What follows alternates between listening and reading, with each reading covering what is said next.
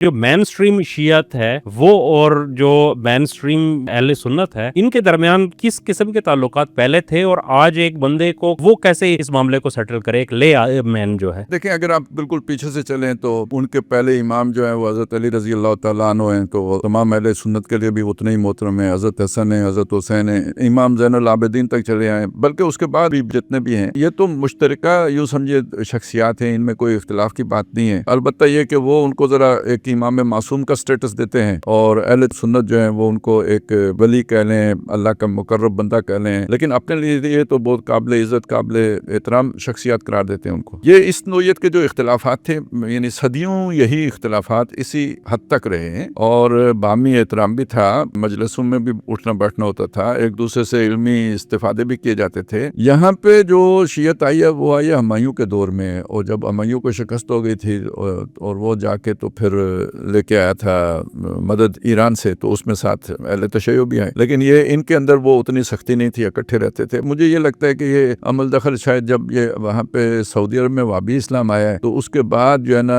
ایک ریئیکشن ہندوستان میں بھی آیا تھا، آپ کو پتہ ہے، اہل سنت کے اندر بھی، جس کو پھر بعد میں اس روایت کو لے کے آگے چلے بریلوی، اور وہ ہمیشہ سے ان کی مخالفت بڑی شدت سے کرتے رہے۔ تو شاید اسی دور سے پھر ایک چیز جو ہے نا وہ اہل تشیع کے اندر بھی پیدا ہوئی، اور وہ جو ہے نا انہوں نے ان کی نفی کی، تو اس کے رد عمل میں پھر کچھ ایسا لٹریچر ضرور وجود میں آیا جن میں یہ اہل تشیع کی تکفیر بھی ہے اور ان کی اس طرح کی چیزوں کے اوپر نکیر بھی ہے۔ تو یہ ایک علمی حلقوں کے اندر یہ بڑھتا رہا یہاں تک کہ ایرانی انقلاب آیا، تو پھر باقاعدہ اس نے دونوں طرف کی نفرت نے ایک تحریک کی صورت اختیار کر لی۔ اب یہ ہے دونوں طرف آگ برابر لگی ہوئی، یعنی میں نہیں کہہ سکتا کہ ایرانی زیادہ برے ہیں یا جو ہمارے ہاں دوسری طرف جو ایکسٹریمزم ہے وہ کوئی کم برا ہے۔ ایسے بہت سے لوگ ہیں اس وقت بھی ہمارے ملک میں موجود ہیں جو اس حد تک آگے گئے ہوئے ہیں کہ اگر یہودیوں کے ہاتھوں ایران تباہ ہو جاتا ہے تو وہ اس پہ خوش ہیں، وہ کہیں گے جی گند صاف ہوا۔ اہل تشیع کے ہاں جب دیکھیں تو ان کی بھی صورتحال یہ ہے کہ اس درجے اب ان کے ذہن بند ہو چکے ہوئے ہیں اپنے مقابل کے لیے۔ میں سب اہل تشیع کی نہیں کہہ رہا، بہت معتدل مزاج کے لوگ بھی ہیں۔ یہاں لاہور میں جواد نقوی صاحب ہیں، علامہ جواد نقوی صاحب، تو میں ان دنوں میں مجبور ہوا ہوں یہ سوچنے پہ کہ بھئی